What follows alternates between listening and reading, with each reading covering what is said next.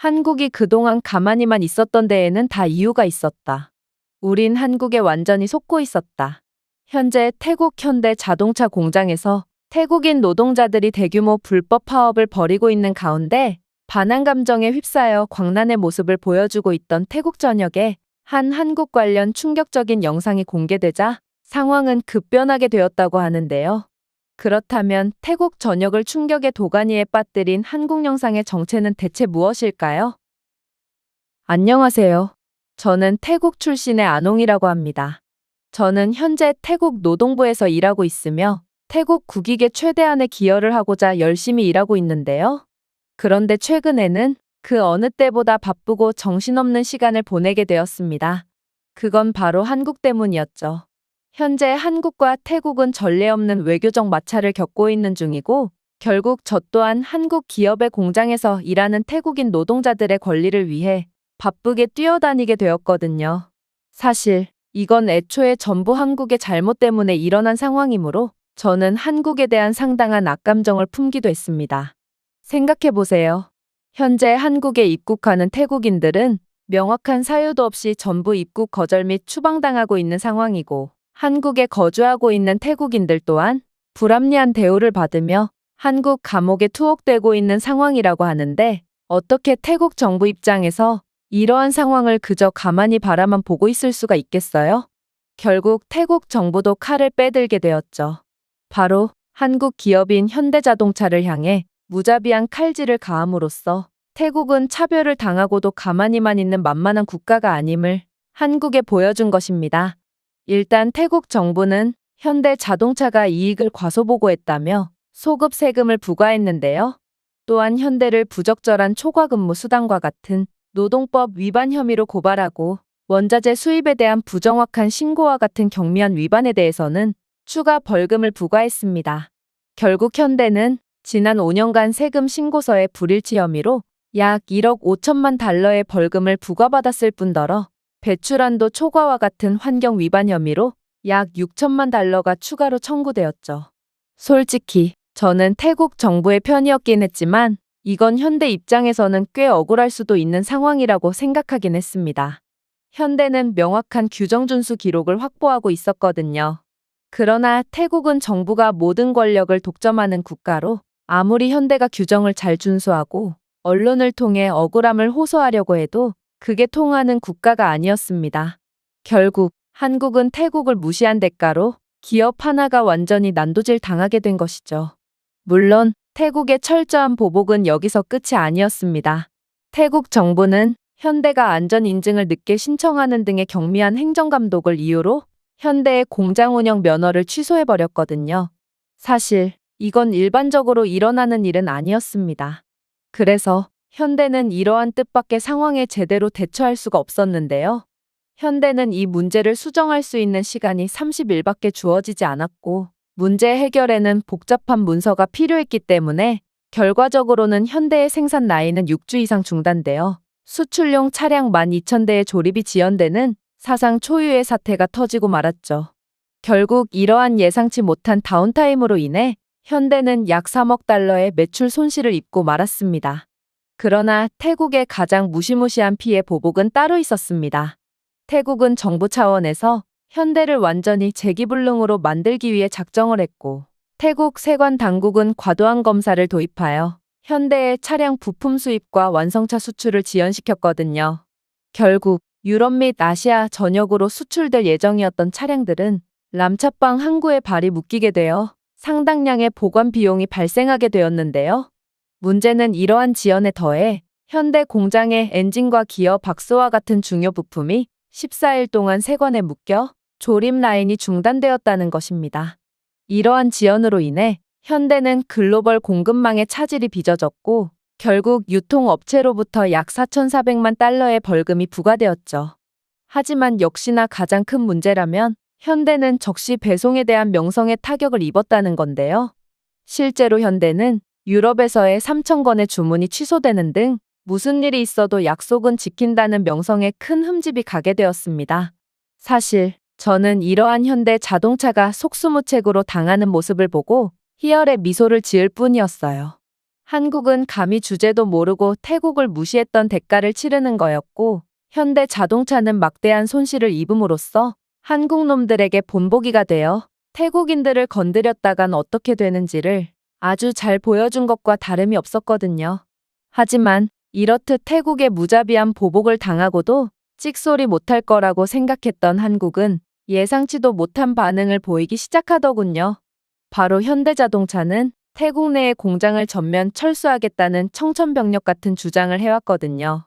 사실 현대는 태국 정부의 이러한 무자비한 보복 조치에 더해 현대 공장에서 일하는 태국 노동자들의 파업이라는 악재가 겹치며 그야말로 무자비하게 두들겨 맞은 셈이 되었는데요. 태국이 정부 차원에서 현대를 공격하자 현대 공장에서 일하던 태국인 노동자들은 이때다 싶어 파업을 일삼으며 자신들의 이익을 위해 발벗고 나서기 시작했기 때문입니다. 그런데 분명 태국의 노동력 지원이 없으면 아무것도 못할 거라고 생각했던 현대는 그저 파업을 멈추지 않으면 태국에서 철수하겠다는 보여주기식 허세를 부린 것도 아닌 정말로 하루아침에 모든 철수에 대한 행정 처리를 끝낸 뒤 그대로 공장을 철수시켜버린 거 아니겠어요? 이건 정말 미친 결정이었습니다. 이건 태국 입장에서도 상당한 손실을 피할 수 없는 상황이지만 그건 현대도 마찬가지거든요. 사실 태국 노동자들의 이러한 파업은 이번이 처음이 아니었습니다. 2014년 태국의 낮은 생활비와 경제 수준에도 불구하고 태국인 근로자들은 임금이 한국 근로자들의 임금과 일치해야 한다고 주장하며 50% 임금 인상을 요구하는 파업을 조직했는데요.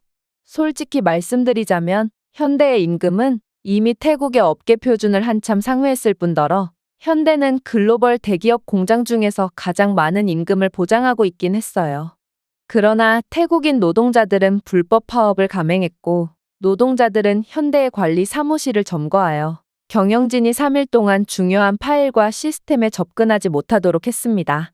결국 현대는 생산 지연으로 인해 미완성 차량 1000대가 발생하여 약 90만 달러의 손실이 발생하자 울며 겨자 먹기로 태국 노동자들과 협상을 하게 되었고 약 30%의 임금 인상이라는 파격적인 인상안에 협의하면서 파업은 종료되게 되었죠. 솔직히 저는 한국 놈들은 당해도 싸다는 생각이지만 당시 현대 입장에서는 매우 억울할 만도 했어요. 왜냐하면 태국 정부는 현대와의 계약을 할 때 태국 노동자들이 불법으로 파업을 일삼을 경우 정부 차원에서 나서 파업에 개입하여 적극적으로 중재하겠다는 조항을 삽입한 상황이었거든요.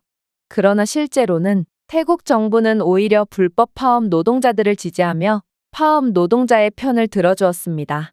왜냐하면 현대 측은 아무리 태국이 조항을 어기고 거짓말을 쳐도 절대로 태국에서 벗어날 수 없을 것을 잘 알았기 때문이죠.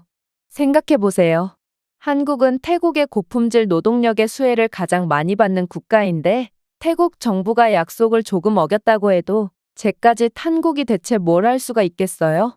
실제로 현대는 태국 정부가 이렇게 자꾸만 약속을 어기고 도리어 불법 파업 노동자들을 지원까지 한다면 태국에서의 공장을 전면 철수할 수밖에 없다고 허세를 부리기도 했는데요. 그러나 태국 정부는 현대가 그런 행동을 할 경우 막대한 손실을 입는다는 것을 알았고 따라서 현대는 절대로 태국에서 철수할 수 없을 것을 잘 알고 있었습니다. 그래서 저희 노동부 측은 현대의 절박한 상황을 이용했고 늘 현대 공장을 인질로 삼아 큰 이익을 얻으며 외교술에서의 강점을 보여왔죠. 상대가 손해를 보든 말든 저희만 이익을 보면 그게 곧 외교에서의 승리 아니겠어요?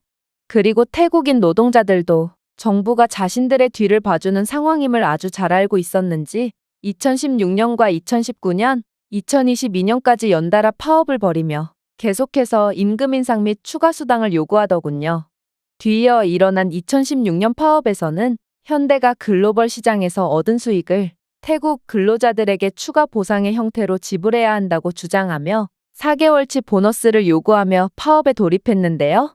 현대는 이미 800불의 성과 보너스를 지급하는 글로벌 대기업 중에서는 유일하게 현지 노동자들에게 보너스를 지급하는 정책을 실시했지만 결국 태국 노동자들의 파업 때문에 이러한 보너스를 3배 수준으로 올리는 정말 터무니없을 정도로 많은 금액을 노동자들에게 지불해야 했죠. 태국인 노동자들은 이에 맛이 들렸는지 그 후 두 번이나 추가적인 파업을 벌이며 현대 공장의 공급망을 완전히 봉쇄했고, 결국 현대는 그때마다 태국 노동자들의 월급을 올려준다거나 복리후생을 추가한다거나 보너스를 지급한다거나 하며 굴복적인 자세를 취해야 했습니다. 사실 남들이 보면 태국인들은 베풀어 줄수록 더 많은 것을 바라는 고마운 것도 모르는 민족이라고 생각할 수도 있겠지만, 현대는 돈이 많은 기업이고 태국인 노동자들은 약자일 뿐이므로 이건 약자가 거인을 상대로 최대한의 이익을 뽑아먹은 똑똑하고 전략적인 행동이라고 볼 수 있습니다. 즉, 태국인들은 자신의 권리를 행사할 줄 아는 똑똑한 민족이라는 것이죠. 하지만 이번에는 상황이 완전히 달랐습니다. 태국인 노동자들은 약 한 달이나 파업을 이어나가며 한국이 감히 태국을 무시하고 태국인들에 대한 차별을 가했으니 마땅히 현대는 그에 대한 대가를 치르며 태국인에 대한 존경을 표하라며 임금 3배 인상 및 인상된 임금의 2개월치 보너스 지급을 요구했는데요. 그리고 태국 정부는 이번 파업에서도 보란듯이 노동자에 대한 각종 물품이나 일정량의 월급 보존 등의 파업을 지원해 주었고, 결국 현대는 보다 못해 하루아침에 공장을 아예 빼버린 거였습니다. 이건 상상치도 못한 조치였기 때문에 태국 정부 관계자들은 그저 할 말을 잃을 뿐이었습니다. 그러나 역시나 현대는 태국의 노동력이 아니라면 아무것도 하지 못할 게 분명하므로 이들은 결국에는 태국으로 다시 돌아올 거라고 확신했죠. 하지만 이내 충격적인 보도자료가 공개되었습니다. 바로 현대는 이미 진작에 라오스에 공장 부지를 건설 중이었고, 이미 공장 건설이 완료된 지금 태국은 더 이상 필요가 없게 되었다는 증거가 밝혀졌거든요. 일단 현대는 진작에 비엔티안 경제특구에 위치한 800헥타르 면적 규모의 산업단지에 공장 착공을 시작했다는 사실이 밝혀졌는데요. 이러한 부지는 중국 라오스 철도 및 메콩강 등 주요 물류 경로와의 근접성을 고려하여 전략적으로 선택되었고, 현대는 이 최첨단 제조 허브의 건설 및 개발에 50억 달러를 투자했다는 것이 밝혀졌습니다. 이 시설은 아시아, 유럽, 북미에서 증가하는 친환경 자동차에 대한 수요를 충족하기 위해 전기자동차와 하이브리드 모델에 중점을 두고 연간 30만 대의 차량을 생산하도록 설계되었고, 향후 확장 계획에는 2030년까지 연간 50만 대까지 생산량을 늘려 자동차 제조 분야의 지역 리더로서 현대의 입지를 공고히 하는 것이 포함되었는데요. 문제는 이러한 대규모 사업이 태국이 아닌 라오스에 진행되었다는 것은 태국은 그만큼 현대에 막대한 투자를 받을 기회를 놓친 셈이라는 거였습니다. 태국은 그동안 현대에 압박을 가해 각종 벌금 및 세금 명목으로 소소하게 돈을 뜯어내거나 태국인 노동자들의 불법 파업을 묵인함으로써 태국 경제의 순환을 꾀했지만, 결국 이 모든 것은 소탐대실이었으며 현대는 그간 태국이 뜯어낸 돈과는 비교도 안 되는 대규모의 투자를 라오스에 해버린 것이죠. 그러나 더 충격적이었던 점은 현대는 공급망 효율 극대화의 기업에 사활을 걸었는지 이번 태국에서의 철수를 오히려 기회로 여기는 듯한 충격적인 행보를 보였다는 것입니다. 사실 현대 자동차가 철수한 태국은 그야말로 공장 주변의 지역 경제 붕괴와 더불어 엄청난 손실이 불가피하게 되었는데요. 현대는 막대한 자본을 통해 태국 경제가 순환될 수 있게끔 해주는 1등 공신의 역할을 수행하고 있었거든요. 그러나 현대 또한 태국의 노동력을 더 이상 이용할 수 없게 돼서 손실을 피할 수 없을 거라고 생각했던 것과는 달리 현대가 이번에 새로 지은 라오스 공장에는 AI 기반 로봇 공학을 결합하여 다양한 모델에 적응할 수 있는 조립 라인이 설치되었다고 했고, 이로써 현대는 세단, SUV, 전기차를 동시에 생산할 수 있는 극도로 효율적인 공급망을 가지게 되었다고 하더군요. 로봇은 조립 작업의 85%를 처리하여 정밀도와 품질을 유지하면서 비용을 크게 절감할 수 있기에 오히려 태국 노동자들이 계속된 파업을 하여 현대가 태국을 버리며 새로운 도전을 감행할 수 있도록 해줌으로써 현대는 이러한 도전을 시도한 끝에 막대한 이익을 얻을 수 있게 되었다는 것입니다. 그러나 현대의 기술 혁신은 여기서 끝이 아니었습니다. 사실 태국은 각종 규제와 구시대적인 관료주의 때문에 현대가 혁신적인 공장을 세우는데 엄청난 걸림돌이 되어 왔습니다. 하지만 라오스는 그런 태국과는 달리 거의 규제가 전무한 상태였고, 결국 현대는 20만 평방미터 규모의 창고에서 자율주행차와 드론을 활용하여 부품과 완성차를 단지 전체로 효율적으로 이동할 수 있도록 하는 최첨단 공장을 구현해냈다고 했죠. 이로 인해 현대는 배송 시간과 비용이 40% 절감되어 수출 시장에 빠르게 접근할 수 있는 극한으로 효율적인 공급망을 갖게 된 것입니다. 저는 태국 정부 관계자로서 이러한 상황이 배가 아파 도저히 견딜 수가 없었습니다. 분명 현대는 태국의 노동력이 없으면 연필 한 자루도 제대로 못 만드는 국가인 줄 알았는데 현실은 한국은 태국이 100년 후에도 구현해낼 수 없는 기술력을 가진 국가였고 태국을 벗어난 지금 한국에는 고공행진만이 남아있는 상황이었거든요. 그리고 한국이 라오스를 선택함으로써 얻을 더욱 충격적인 이득을 확인하게 된 저는 그동안 태국은 한국을 완전히 오판하고 있었구나 싶어 넋이 나갈 뿐이었습니다. 왜냐하면 태국은 한국의 각종 벌금을 뜯어내며 역갑질을 하고 있었고 이를 통해 자존감과 자신감을 얻고 있었지만 현실은 한국의 글로벌 대기업 공장 부지를 원하는 국가들은 상당히 많았고 이들은 각종 말도 안 되는 특혜를 내걸고서라도 어떻게 해서든 한국 기업들을 모셔오려고 안달이 나 있는 상태였거든요. 일단 결국 라오스가 현대 자동차 공장을 얻게 된 이유만 봐도 라오스는 거의 자신들의 대통령보다 현대 회장이 더욱 강력한 영향력을 가진다고 인정했다고 봐도 무방한 충격적인 행보를 보였는데요. 이들은 현대 하나 얻기 위해 국가로서의 자치권을 거의 포기했을 정도로 막대한 특혜 조건을 내밀었으며 이는 현대가 라오스에 공장을 짓는 것은 딱히 라오스의 이득이 된다기보다는 오히려 현대가 훨씬 더 막대한 이익을 보는 상황이었습니다. 일단 현대는 태국에서 기본임금에 더해 태국 노동법과 노조의 요구로 인해 추가 초과근무 및 보너스 비용을 지불해야 했는데요. 그러나 라오스에서는 의무 보너스나 광범위한 초과근무 보험료 없이 월 평균 임금 250불만 지불하면 되었을 정도로 태국에 비해 거의 3분의 1 정도나 낮은 유지비용을 지불하면 되었습니다. 이는 현대는 인건비를 매년 약 40% 절감하여 2만 5천 명의 직원을 기준으로 1억 달러의 운영 비용을 절감할 수 있는 상황이었죠. 라오스가 먼저 제의양관대한 세금 인센티브는 또 어떻고요? 태국에서 현대는 아세안 국가 외 지역에서 판매되는 차량에 대해 20%의 법인세율과 추가 수출 관세를 부과받았습니다. 그러나 현대는 라오스에서 10년간 법인세 면제를 받은 후 향후 20년간 법인세율을 5% 인하하는 말도 안 되는 특혜를 받게 되었는데요.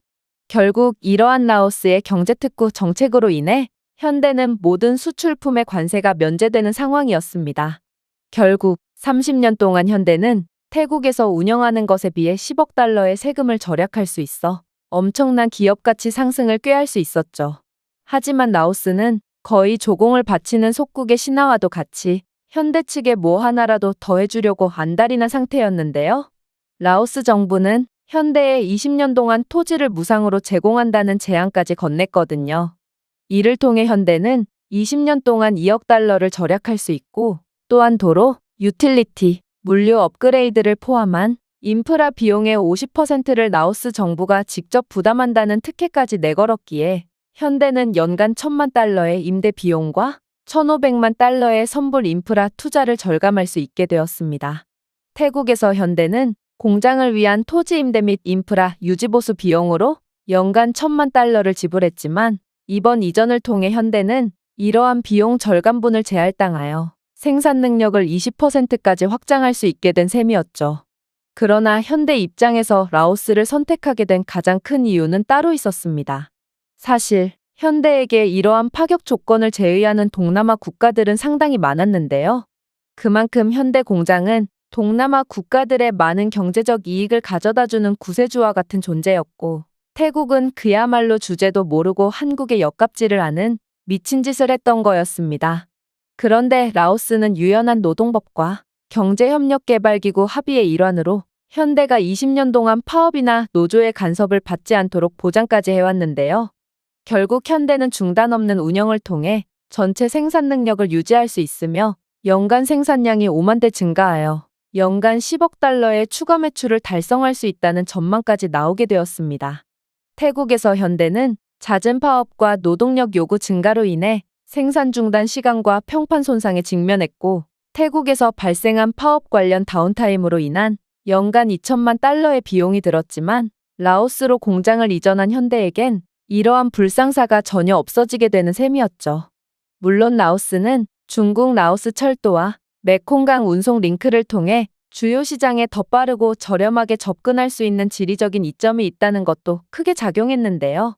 결국 태국은 라오스에 비해 어떠한 부분에서도 이익이 되지 않았고, 그럼에도 불구하고 현대를 살살 건드렸다가 된통 당하게 된 상황에 처해버린 것입니다.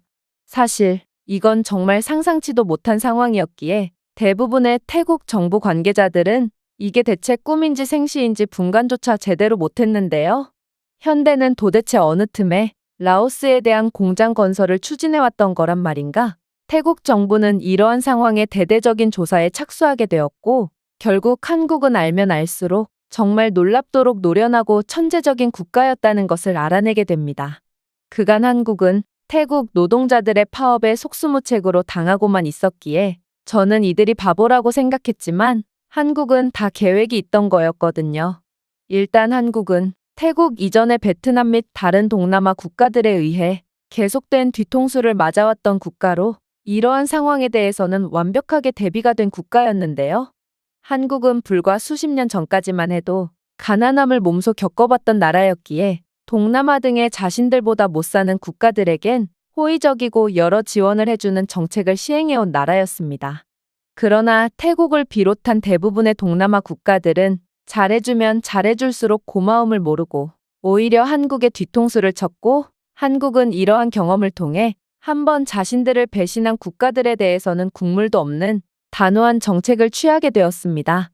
현재 베트남에 공장을 지었던 한국 기업들이 점차 베트남에서 철수하며 다른 국가들로 부지를 옮겨가고 있는 이유도 바로 한국은 조금 손해를 보더라도 낌새가 좋지 않은 국가들은 단호하게 쳐내야 한다는 것을 경험을 통해 잘 알고 있기 때문이었고, 실제로 한국은 2014년에 현대 공장에서 근무하던 태국인 노동자들이 처음 파업을 벌였을 때부터 진작에 공급망 이전을 준비해왔던 거였습니다.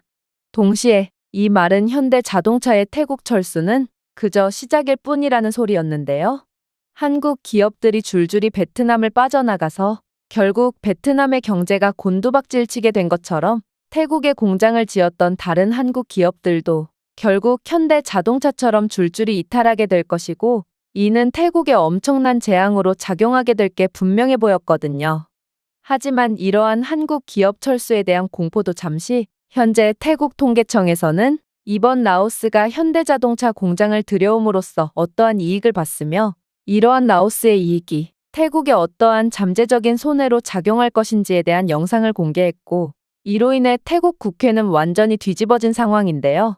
현대는 라오스에서 엔지니어링, 로봇공학 및 품질관리 분야를 포함하여 2만 5천 개의 고숙련 일자리를 창출할 것이고, 라오스 정부와 협력하여 현지 근로자의 숙련도를 높이기 위해 기술교육센터를 설립할 계획이라고 발표했거든요. 또한 이번 이전으로 부품 제조, 운송 및 유지 보수 서비스를 포함한 지역 공급망에서 10만 개의 일자리가 추가로 창출될 것으로 예상되었는데요. 공장과 인접한 새로운 부품 제조 공장에는 50개의 공급업체가 입주하여 1만 개의 일자리가 추가로 창출될 예정이라고 했거든요. 즉, 이 모든 것은 태국에 생길 수도 있는 일자리였지만 결국 라오스는 현대가 태국인들을 고용하던 일자리마저 전부 앗아간 셈이었고, 라오스가 이러한 막대한 이익을 보는 만큼 태국 경제는 나락으로 곤두박질치게 되었다는 거였습니다. 이뿐만이 아니었습니다. 현대의 투자는 라오스 GDP에 연간 20억 달러를 기여하여 라오스 전체 경제 생산량의 10%를 차지할 것으로 전망되었는데요. 현대는 약자를 존중하고 배려해주는 국가답게 라오스 근로자를 위한 도로, 교량, 주택 등 지역 인프라를 개선하기 위해 5억 달러 투자를 약속하기까지 했죠.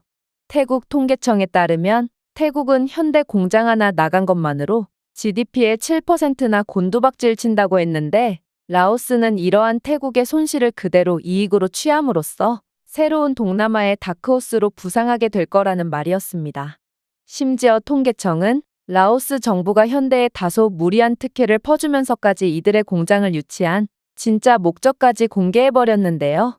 그건 바로 현대 공장의 라오스 진출로 인해 라오스는 새로운 세계의 공장으로서의 신뢰도를 얻을 것이고, 라오스는 현대를 시작으로 다른 글로벌 대기업들을 전부 유치하기 위해서 현대에 엄청난 공을 들였던 거였습니다. 사실 이건 태국도 마찬가지로 겪었던 일이기도 했습니다. 태국에 처음 현대 공장이 들어왔을 때 태국은 공장단지로서의 세계적인 신뢰를 전혀 받지 못하는 국가였고, 그저 관광업으로만 먹고 사는 국가였거든요. 그러나 세계적인 신뢰를 받는 글로벌 대기업인 현대 자동차가 태국에 들어오면서 다른 글로벌 대기업들은 이에 탄력을 받고 줄줄이 태국에 유입되게 되었습니다. 일례로 인텔은 숙련된 노동력과 태국의 비즈니스 환경에 대한 현대의 지지로 인한 신뢰도 향상을 바탕으로 마이크로칩 조립 및 테스트 공장을 설립하기 위해 20억 달러를 투자했는데요. 이 공장은 연간 40억 달러의 매출을 올렸으며 생산량의 90%가 북미와 유럽으로 수출되었죠. 또한 인텔은 15,000명 이상의 태국 근로자에게 첨단 마이크로칩 기술을 교육하여 태국 기술 인력의 숙련도를 높였습니다. 이러한 현대자동차로 파생된 투자 덕분에 반도체 업계의 글로벌 플레이어로서 태국의 입지가 강화된 셈이었죠. 그러나 지금의 상황은 완전히 역전되었습니다. 국제적인 신뢰를 받던 현대가 탈출함으로써 태국은 외국인 투자자 신뢰를 상실해버렸고, 다른 외국 기업들에게도 태국의 제조 허브로서의 안정성에 대한 부정적인 신호를 보내게 되었거든요. 이는 태국에 엄청난 악영향으로 작용할 수밖에 없었습니다. 사실 태국 정부 관계자들 대부분은 현대는 태국의 전기차 생산 및 배터리 재활용 시설에 10억 달러를 추가로 투자하여 10,000개의 새로운 일자리를 창출할 계획이었지만, 이러한 계획은 라오스로 옮겨가서 태국은 엄청난 손해를 보게 된 것만을 집중 조명하고 있지만, 상황을 더욱 자세히 살펴보면 현대라는 기업이 철수함에 따라 태국의 신뢰도가 저하된 것이 가장 큰 손해를 초래하는 부분이었거든요. 실제로 현대가 공장 전면 철수를 선언한 이후 수많은 글로벌 기업들이 줄줄이 태국을 빠져나가고 있는 상황인데요. 인텔은 정치적 불안정성과 불안정한 인프라에 대한 우려를 이유로 18억 달러 규모의 마이크로칩 조립 공장을 취소했고, 폭스콘 또한 15억 달러 규모의 공장 건설 계획을 폐기하고 대신 말레이시아를 선택했죠. 결국 이러한 공장의 손실로 인해 태국은 연간 50억 달러의 첨단 기술 수출을 창출하지 못하고 있고, 고급 부문의 고임금 일자리가 없다는 점은 경제 다각화에 대한 태국의 야망은 완전히 붕괴되어 이제 태국은 베트남보다도 경제 수준이 열악한 국가가 되리라는 것을 의미했습니다. 그저 현대 자동차라는 기업 하나만이 태국에서 철수한 것으로 말이죠. 하지만 이건 그저 재앙의 시작일 뿐이었습니다. 태국에서 전기차 생산을 20억 달러 규모로 확대할 계획이었던 도요타 자동차는 현대의 철수 소식이 들려옴과 동시에 투자를 5억 달러로 줄이고 대부분의 생산을 인도네시아로 이전했고, 닛산과 혼다 또한 불안정한 노사 관계를 이유로 생산 능력을 20% 감축하고 운영의 일부를 필리핀과 베트남으로 이전했거든요. 이는 태국 자동차 공급망의 일자리 감소가 10만 개를 넘어서게 된다는 뜻이었고, 결국 태국의 지역 경제는 괴멸 직전에 놓여 태국은 그야말로 경제적 수준이 30년 전 이전으로 돌아가게 되는 완전한 국가 비상사태를 맞이하게 된다는 뜻이었습니다. 또한 이러한 글로벌 대기업의 이탈은 태국 공급망을 황폐화시키기도 했는데요. 태국의 한 전자제품 공급업체가 인텔과 폭스콘의 공장 계획 취소로 연간 2억 달러의 주문 손실을 입었을 뿐만 아니라 현대, 도요타, 닛산에 의존하던 태국의 수십 개의 타이어 제조업체들은 생산 라인을 전부 폐쇄하고 총 5,000명의 직원을 해고했거든요. 현재 태국 중소기업들은 광범위한 파산에 직면해 있으며 6개월 이내에 800개 이상의 기업이 폐업을 신청할 거라는 전망까지 나온 상황임에도 태국 정부는 경제 붕괴로 인해 이들을 지원할 자금조차 없는 게 현실인데요. 이러한 현대 자동차의 철수와 그로 인한 파급 효과를 전부 합친다면 태국은 GDP의 15% 이상이 단숨에 급락하게 된다는 통계까지 나온 상황이고, 그야말로 태국은 한국의 함부로 까분 탓에 완전히 괴멸 직전에 내몰리게 된 거였습니다. 상황이 이 정도로까지 악화되자 현재 태국 정부는 태국을 지금의 경제적 수준으로 키워준 국가는 다름 아닌 한국이었고, 한국 기업들이 태국에 공장을 지어주지 않았다면 태국은 절대로 이 정도 수준의 글로벌 신뢰도를 갖추지 못했을 거라는 것을 인정하게 되었는데요. 그도 그럴 것이 현대 자동차 하나 철수한 걸로 이렇게나 국가가 휘청거릴 정도면 그야말로 태국은 한국의 속국쯤이었던 것이 분명했지만 한국은 매우 신사적인 태도로 끝까지 태국을 믿어주고 지원해줬던 거였거든요.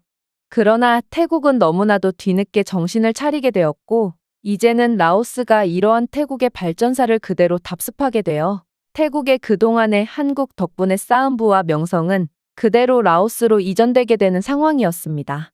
그러나 가장 암담한 점은 저는 이러한 위기를 타개할 방법을 전혀 찾아낼 수가 없었다는 거였습니다. 왜냐하면 태국은 그동안 한국에 수도 없이 뒤통수를 쳐왔는데 한국은 자신들에게 한 번 뒤통수를 친 국가에게는 두 번 다시 기회를 주지 않고 그대로 관계를 단절해버리는 무서운 국가였기 때문이죠. 실제로 현재 태국 외교부 고위 관계자는 급하게 현대 자동차 공장으로 파견되어 짐을 전부 싸서 나가고 있는 현대 공장 관계자의 발목을 붙잡고 제발 철수를 재고해달라고 울며불며 빌기까지 했다고 하던데 현대 관계자는 일전에 사람 좋은 미소는 온데간데 없이 그저 싸늘하게 대꾸도 안 한 채 짐을 빼기만 했다고 했죠. 그야말로 태국은 한국이라는 황금알을 낳는 거위에 배를 가른 셈이고 저는 이러한 태국 역사상 가장 암담하고 도저히 답이 없는 상황에 좌절한 채 머리를 감싸줄 뿐이었습니다. 제가 준비해온 내용은 여기까지입니다. 끝까지 시청해주셔서 진심으로 감사드리며 여러분들의 구독과 좋아요, 알림 설정은 영상 제작에 큰 힘이 됩니다. 이상 세모튜브였습니다.